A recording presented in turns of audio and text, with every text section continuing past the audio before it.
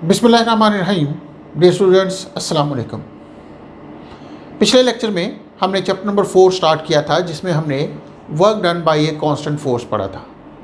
आज हमारा लेक्चर होगा work done by variable force, article 4.2 chapter number 4।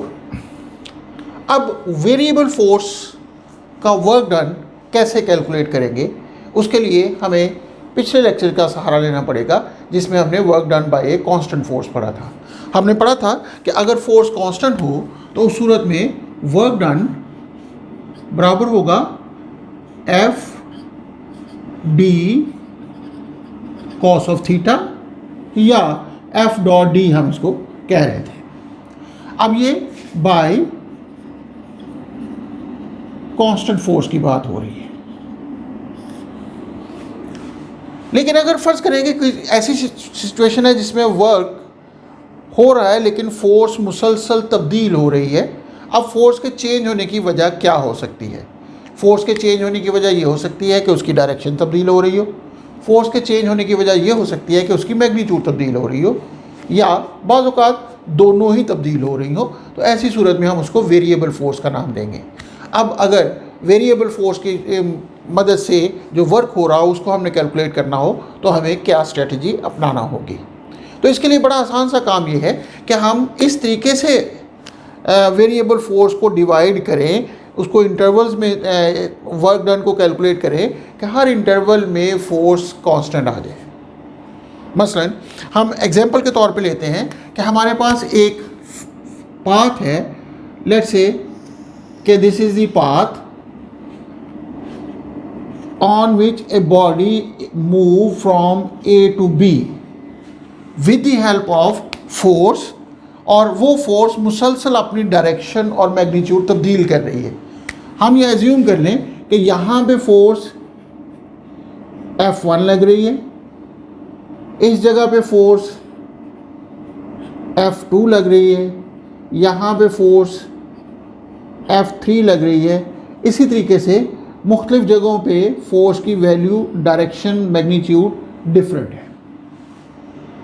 अब इस केस में बॉडी को चूंकि इस पाथ पर मूव करवाना है जो कि इटसेल्फ एक स्ट्रेट लाइन नहीं है, या उस पर लगने वाली फोर्स भी कांस्टेंट नहीं है। फ़र्ज़ करें कि ऐसी सूरत में इसको हम work done by variable force calculate करना हो तो क्या किया जाए। यहाँ पे जो हमने वर्क डन का फार्मूला पढ़ा है, इसमें हमें angle between a straight line displacement and force, constant force का पता होना चाहिए। लेकिन यहाँ पे देखा जाए तो ये स्ट्रेट लाइन ही नहीं है। तो फिर इसके लिए हम क्या करते हैं कि इसको तमाम पाथ को स्मॉल इंटरवल्स में डिवाइड कर देते हैं। अब स्मॉल इंटरवल में डिवाइड करने का मतलब वो इंटरवल कितना स्मॉल होना चाहिए।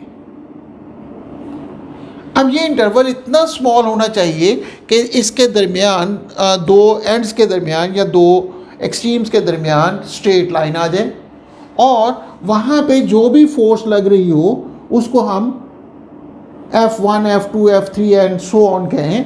और ये इंटरवल इतना स्मॉल भी होना चाहिए कि उस इंटरवल के दरमियान फोर्स कांस्टेंट रहे। तो इसका मतलब ये हुआ कि हम एज्यूम कर लें कि यहाँ पे अगर फोर्स F1 लग रही है, इस जगह पे जो भी फोर्स हो उसका नाम हम F2 रख देते हैं। थर्ड इंटरवल में फोर्स को F3 का नाम दे देते हैं, इस तरह कि ये डेल्टा D1 है, ये डेल्टा D2 है डिस्टेंस, डेल्टा D3 है, और हमने पूरे पाथ को n इंटरवल्स में डिवाइड किया कि ये हमारे पास डेल्टा Dn है, जबकि इस जगह पे फोर्स Fn लग रही है। हर इंटरवल के दरमियान जो फोर्स की मैग्नीट्यूड है वो भी कांस्टेंट रहेगी, और हमने इंटरवल चूँकि बहुत स्मॉल रखा है इसलिए उसकी एंगल या डायरेक्शन भी कांस्टेंट है। अब इसका मतलब ये होगा कि फ़र्ज़ करें कि यहाँ पे एंगल θ1 है, यहाँ पे एंगल θ2 है, इसी तरह इसका एंगल θ3 है, और यहाँ पे फोर्स और डिस्प्लेसमेंट के दरमियान जो एंगल बन रहा है उसको θn का नाम दे दें। और उसके बाद हम हर इंटरवल में अलग-अलग वर्क डन कैलकुलेट करेंगे, सेम उसी तरह जिस तरह हमने work done by a constant force की बात की थी। क्योंकि अब हर इंटरवल में फोर्स हम कह रहे हैं कि कांस्टेंट है, हम कह रहे हैं कि उसकी डायरेक्शन चेंज नहीं हो रही, हम कह रहे हैं कि इसका डिस्प्लेसमेंट एक स्ट्रेट लाइन है।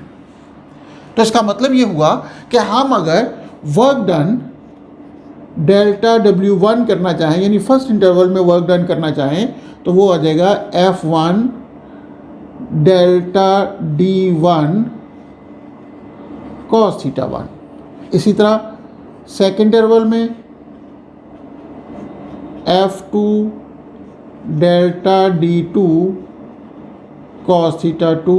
इसी तरह थर्ड इंटरवल में F3 delta D3 cos theta 3 up to nth interval delta WN FN delta DN cos theta n calculate किया जा सकता है।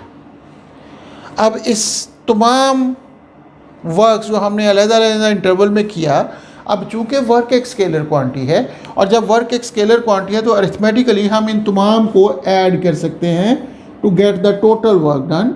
तो work done will be equal to delta W1 plus delta W2 delta W3 up to delta WN। हम अगर देखें तो इसमें तमाम को ऐड करना है, तो मैं इसको इस तरह भी लिख सकता हूँ।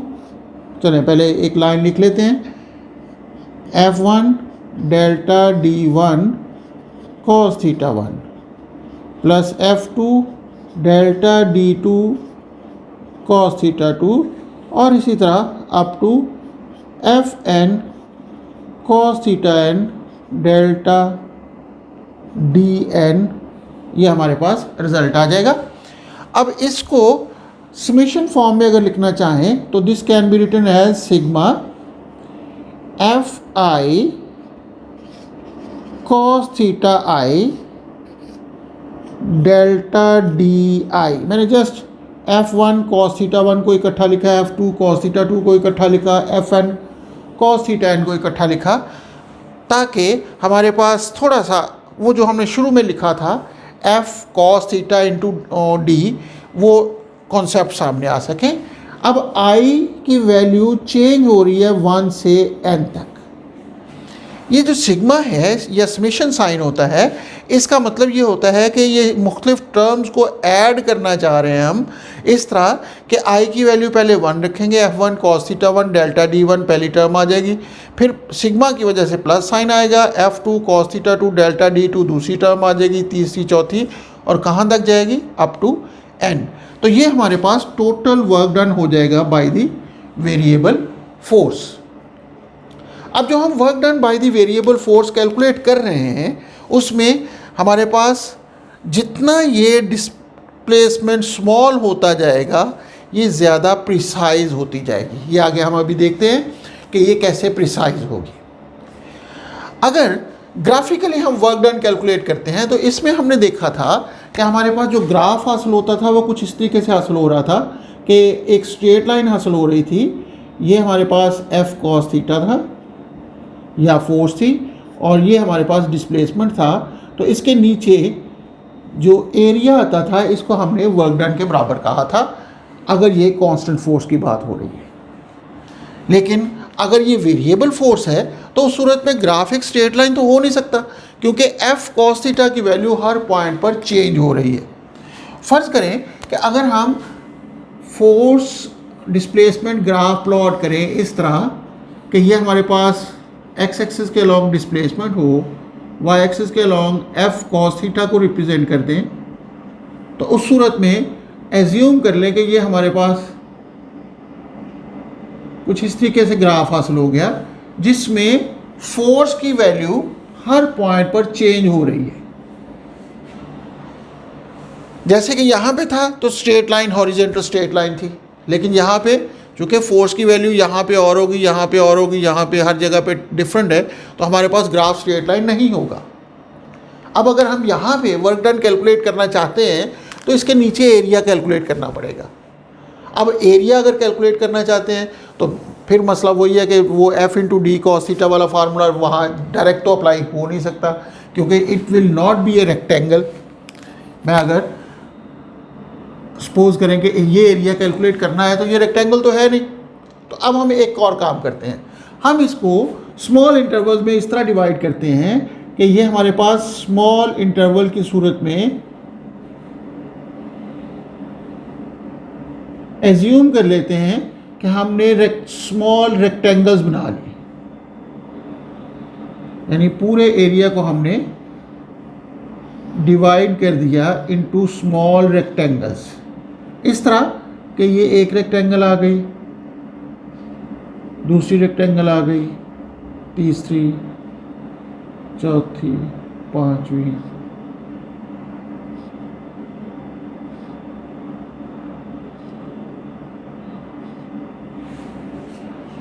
यानी हम ये एज्यूम कर लें कि ये डिफरेंट रेक्टेंगल्स हैं जिनका एरिया हमने कैलकुलेट करना है। अब इसमें से कोई एक रेक्टेंगल की बात कर लेते हैं। फ़र्ज़ करें कि ये एक रेक्टेंगल है जिसको मैंने शेडेड कर दिया, ये डेल्टा डी आई है, जिस तरह आप इसको कह लें डेल्टा डी वन है, ये डेल्टा डी टू है, अप टू ये डेल्टा डी एन है। और इसके अगेंस्ट ये हमारे पास फोर्स की वैल्यू एफ आई है, यानी ये फोर्स हमारे पास एफ आई कॉस थीटा आई है। तो आयत रेक्टेंगल का जो एरिया बनेगा वो असल में वर्क डन होगा for delta D I displacement. तो इसका मतलब ये होगा कि हमारे पास इस टर्म के लिए अगर हम रेक्टेंगल का एरिया कैलकुलेट कर लें, फिर तमाम रेक्टेंगल्स का एरिया कैलकुलेट करें और उन तमाम को जमा करेंगे तो इसका नीचे एरिया ऑफ द ग्राफ आ जाएगा। अब एरिया ऑफ द ग्राफ का मतलब फिर वही बात कि F I delta D I इस रेक्टेंगल का एरिया है, और अगर हम तमाम को जमा करते हैं I varies from into cos theta साथ, और I varies from 1 to n, तो ये टोटल वर्क डन आ जाएगा। तो work done by variable force from the graph, force displacement graph भी हम कैलकुलेट कर सकते हैं। लेकिन इसमें एक प्रॉब्लम आ रही है। प्रॉब्लम ये आ रही है कि हमारे पास ये जो एरिया हम कैलकुलेट कर रहे हैं ये एग्जैक्टली वो एरिया नहीं है जो असल एरिया इसके नीचे आता है, बल्कि हम देख रहे हैं कि हर जगह पे एरिया की कुछ वैल्यू कम या ज़्यादा नज़र आ रही है। जैसे यहाँ पे असल एरिया की निस्बत हम ज़्यादा कैलकुलेट कर रहे हैं, यहाँ पे हम असल एरिया की निस्बत इतना कम कैलकुलेट कर रहे हैं। तो इसका मतलब हम कह सकते हैं कि यहाँ पे एग्जैक्ट वो एरिया नहीं है जो हमें रिक्वायर्ड है। मैं इसको एक्स्ट्रापोलेट करता हूँ। मैं ये करता हूँ कि इस कर्व को, ये जो हमने कर्व ट्रेस की है, इसको मैं अगर गौर से देखें तो कुछ इस तरीके से कर्व है, और हमने जो ट्रेस किया है वो कुछ इस तरह ट्रेस किया है।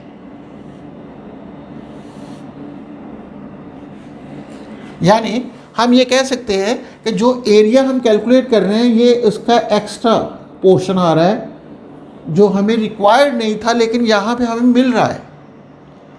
अब क्या करें इसको? एक काम करते हैं, आप इसको सपोज करें, मैं सिर्फ इसी शेडेड कर्व की बात करता हूँ। मैं इसको दो हिस्सों में तकसीम कर देता हूँ।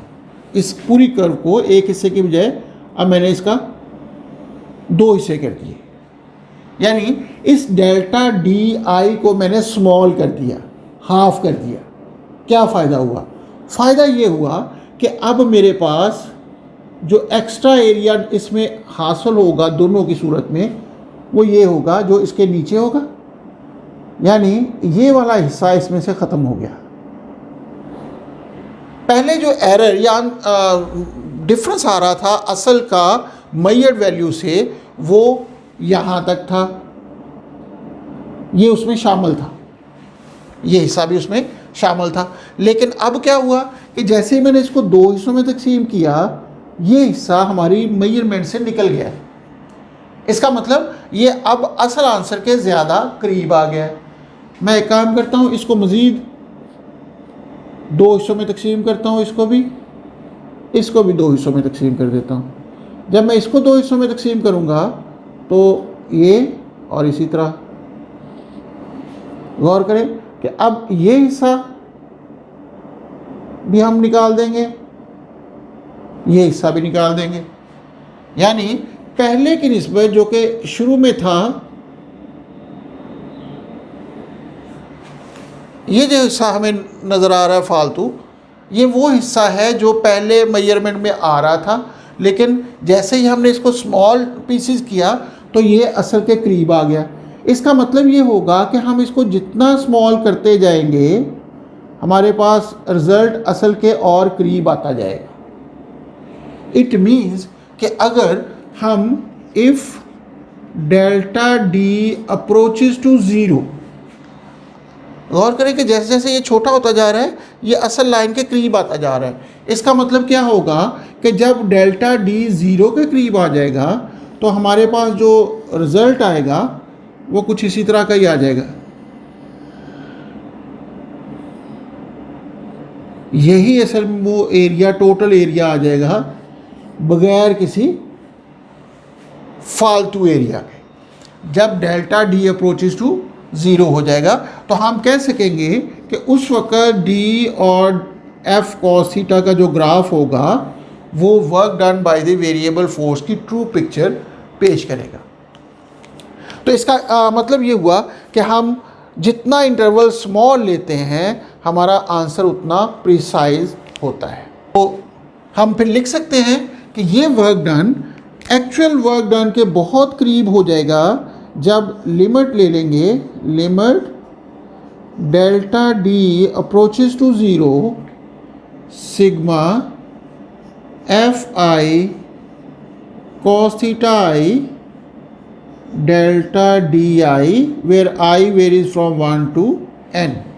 This is the actual work done by the variable force from the graph.